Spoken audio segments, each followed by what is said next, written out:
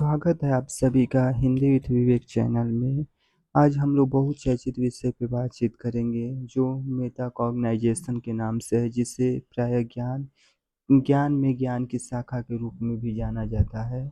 मेटाकॉग्नाइजेशन से आशय इस बात का है कि जब हम किसी व्यक्ति से अपनी विचार प्रक्रिया के बारे में कहते हैं तो वह पहले से कहीं ज़्यादा अधिक जागरूक हो जाता है। इसमें यह सोचना शामिल है कि कैसे सोचते हैं, कैसे सीखते हैं और जागरूकता का उपयोग करके अपनी संज्ञानात्मक गतिविधियों को बेहतर कर सकता है। आसान शब्दों में कहा जाए तो मेटाकॉग्नाइजेशन उसे कहते हैं जब हम किसी चीज़ के बारे में गहन अध्ययन और गहन जागरूकता के द्वारा सोचते हैं, अपनी संज्ञानात्मक सोच में वृद्धि कर लेते हैं, तो उसे हम मेटाकॉग्नाइजेशन कहते हैं। इसे प्रायः ज्ञान का के अंदर ज्ञान का धारा के रूप में भी जाना जाता है।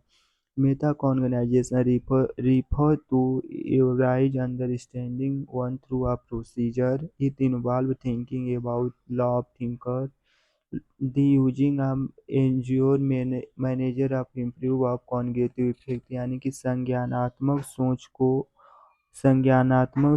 को एवं संज्ञानात्मक गतिविधियों को और बेहतर बनाया जाता है। मेटाकॉग्निशन के द्वारा हम चीज़ों को कैसे सोचते हैं और कैसे सीखते हैं उसके प्रति जागरूकता उत्पन्न करना ही कहलाता है।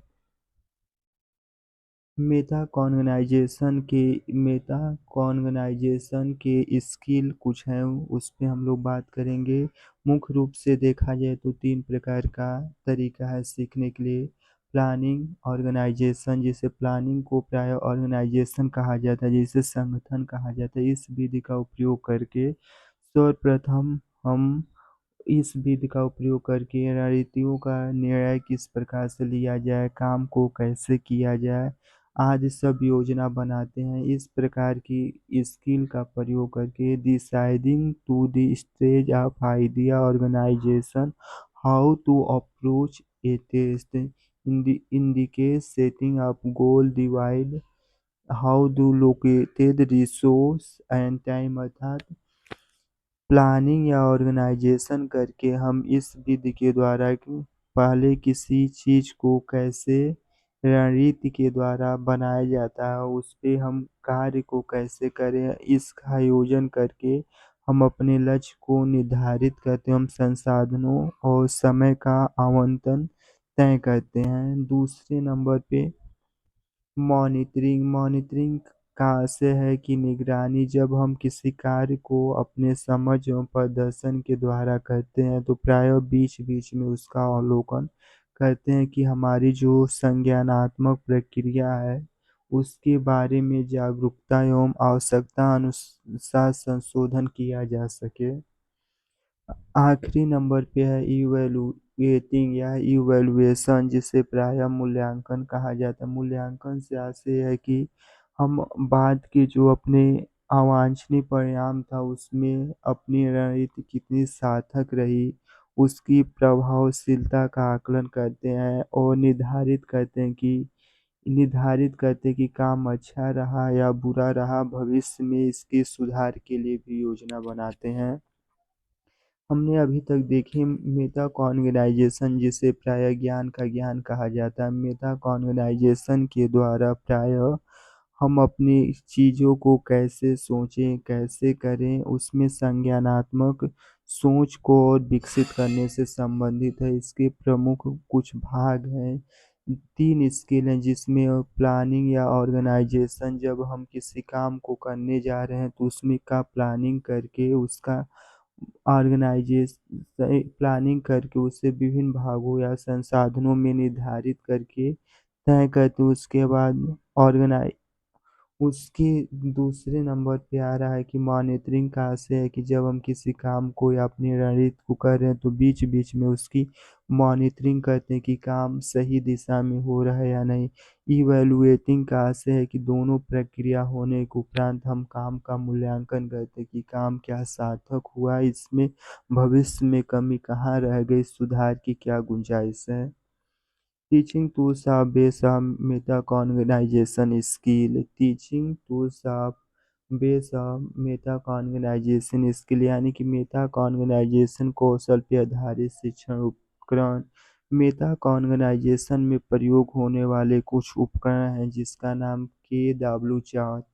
KW चार्ट 3 स्तंभ वाला यह एक चार्ट है। इसके द्वारा क्या मैं जानता हूँ, what I now, what I want now, what I need, यानी कि क्या मैं जानता हूँ, क्या जानना चाहता हूँ मैं, और मैं क्या सीखा।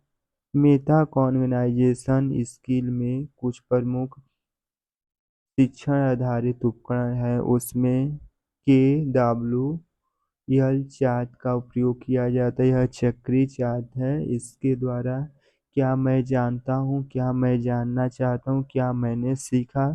दूसरे नंबर पे कंसेप्ट या माइंड मैपिंग। कंसेप्ट या माइंड मैपिंग उसे कहा जाता है कि यह विजुअल डायग्राम होता और शो रिलेशनशिप बिटवीन कंसेप्ट और idea. Mind mapping visual diagram होता और आपस में संबंध कंसेप्ट और फैक्ट के बीच में आपस में विचार के बीच अपना संबंध प्रदर्शित करता है। सेल्फ असाइनमेंट रूब्रिक यानी कि स्वयं मूल्यांकन एवं मापदंड। यह उपकरण जहाँ छात्र निर्धारित मानकों के विरुद्ध अपने स्वयं के कार्य का प्रदर्शन का मूल्यांकन करते हैं, यानी कि सेल्फ असाइनमेंट रूब्रिक में छात्र अपना मूल्यांकन स्वयं अपने अनुसार करते हैं। आखिरी नंबर पे प्री रिवर्स यानी कि सहकर्मी समीक्षा। इसके द्वारा एक छात्र दूसरे के कार्यों का मूल्यांकन करता है एवं प्रतिक्रिया देता है।